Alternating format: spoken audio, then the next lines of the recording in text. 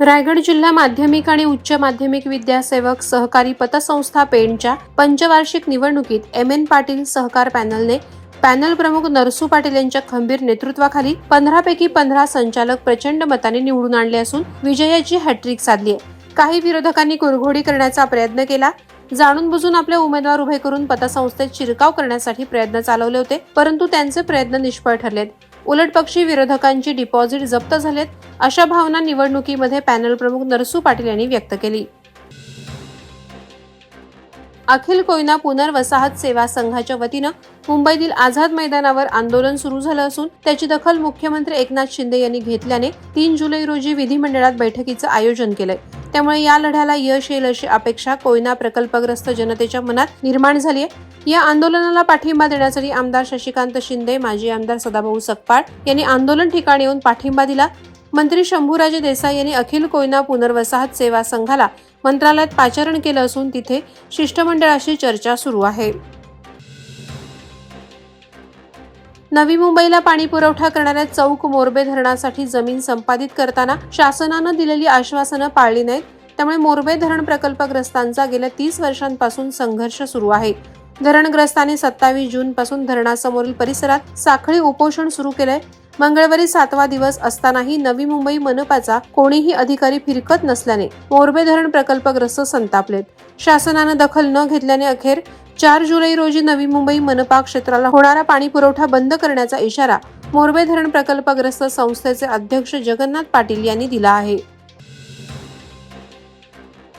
राज्याचा अर्थसंकल्प खऱ्या अर्थानं महिला, वारकरी, युवक, शेतकरी यांचा सन्मान करून त्यांना मोठं बळ देणारा आहे। 1 लाख कोटींच्या योजनांचा समावेश असलेला हा क्रांतिकारी अर्थसंकल्प दुर्बल, गोरगरीब, शेतकरी आणि युवकांचं भविष्य उज्ज्वल करणारा असून महाराष्ट्राला नवी दिशा देणाऱ्या निर्धाराचा अर्थसंकल्प असल्याची प्रतिक्रिया आमदार प्रशांत ठाकूर यांनी देत सरकारचं अभिनंदन आणि आभार व्यक्त केले। पंतप्रधान नरेंद्रजी मोदी यांनी देशाच्या विकासासाठी अनेक योजना अंमलात आणत देशाला सक्षम केलं। त्याचप्रमाणे आता 3ऱ्या पर्वातही काम सुरू आहे। त्याच धर्तीवर राज्यात मुख्यमंत्री एकनाथ शिंदे, उपमुख्यमंत्री देवेंद्र फडणवीस आणि उपमुख्यमंत्री अजित पवार यांच्या नेतृत्वाखाली सरकार जनतेच्या सर्वांगीण विकासासाठी काम करत आहे। कर्जत तालुक्यातील नेरळ येथील आदिवासी वसतिगृहात राहून शिक्षण घेणाऱ्या वंदना बाळू पारधी या 10वी मध्ये शिक्षण घेणाऱ्या विद्यार्थिनीचा सर्पदंश झाल्याने मृत्यू झालाय। कर्जत तालुक्याच्या शेवटच्या टोकावर असलेल्या शेलू ग्रामपंचायतीमधील बेडीसगाव येथील कोतेरीवाडी येथील वंदना यावर्षी 10वीला गेली होती। सायंकाळी घरी शेतात कामं करून परतलेली वंदना हिला सर्पदंश झाला। याबाबत माहिती होताच तिच्या आईनं आजूबाजूच्या तरुणांना सांगितलं। त्यानंतर तरुणांनी लगेच वांगणी येथे रुग्णालयात नेण्यासाठी धडपड सुरू केली होती, मात्र तिचा मृत्यू झाला। सिडको प्रकल्पग्रस्तांच्या शैक्षणिक संस्था चालवित असलेल्या शाळांना भूखंड मिळण्यासाठी 2 वर्षांपूर्वी सिडको प्रशासनाकडून निविदा काढण्यात आल्या होत्या। प्रकल्पग्रस्तांच्या बऱ्याच संस्थांनी सर्व कागदपत्रांची पूर्तता करूनही ही निविदा सिडकोकडून नंतर रद्द करण्यात आली। त्यानंतर त्याकडे कोणीही लक्ष दिलं नाही।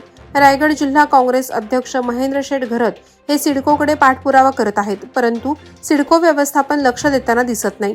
त्यामुळे जिल्हाध्यक्ष महेंद्र शेठ घरत यांनी मुख्यमंत्री एकनाथ शिंदे यांची विधान भवनात भेट घेऊन निवेदन दिलं आणि या प्रश्नाकडे लक्ष घालण्याची विनंती केली। शिहू बेडसे विभागाची वीज समस्या मागील अनेक वर्षांपासून जैसे थे दिसून येते। वर्षाचे 12 महिने वीज बत्ती गुल होऊन विजेचा लपंडाव सुरूच असतो। सध्या पावसाळा सुरू असून दिवसा आणि रात्री सातत्यानं बत्ती गुल होत असल्याने शिहू बेडसेतील जनता प्रचंड त्रासली। याबाबत सिद्धार्थनगर येथे बैठक पार पडली। यावेळी आमच्या सहनशीलतेचा अंत पाहू नका, पळता भुई थोडी करू। वीज वितरण विभागाने 2 दिवसात वीज पुरवठा सुरळीत केला नाही तर पेण वीज वितरण कार्यालयावर भव्य मोर्चा काढून अधिकाऱ्यांना घेराव घालू, वीज वितरण अधिकाऱ्यांना कोंडून ठेवू असा इशारा देण्यात आला। महाराष्ट्र सरकारने नुकताच मुख्यमंत्री माझी लाडकी बहीण या सुरू केलेल्या योजनेसाठी आवश्यक असणाऱ्या कागदपत्रांची जुळवाजुळव करण्यासाठी तहसील कार्यालयाच्या सेतू कार्यालयामध्ये मोठी गर्दी झाल्याचं पाहायला मिळतंय। शासनाच्या महिला आणि बालविकास विभागामार्फत ही योजना सुरू करण्यात आली। पुरुषांच्या रोजगाराच्या टक्केवारीपेक्षा महिलांची टक्केवारी कमी आहे। महिलांचे आर्थिक सबलीकरण तसंच आरोग्य, पोषण, आहारामध्ये सुधारणा करण्याच्या दृष्टिकोनातून योजना सुरू करण्यात आली असून या अंतर्गत महिलांना दरमहा 1500 रुपये मिळणार आहेत। नवी मुंबई महानगरपालिका आयुक्त कैलास शिंदे यांच्या संकल्पनेतून नवी मुंबईतील जवळपास 80 मनपा शाळांमध्ये स्वच्छता मतदान हा अभिनव उपक्रम राबवण्यात येणार आहे.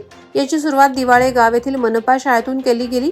या उपक्रमाचं उद्दिष्ट असं की इयत्ता 5वी ते 10वी मध्ये शिकत असलेल्या विद्यार्थ्यांना आपल्या आसपासचा परिसर स्वच्छ कशा प्रकारे ठेवायचा, तसंच पालिकेच्या वतीनं कचऱ्याची विल्हेवाट कशी लावावी याची माहिती या उपक्रमात देण्यात आली. या उपक्रमाला विद्यार्थ्यांनी उत्स्फूर्त प्रतिसाद दिला.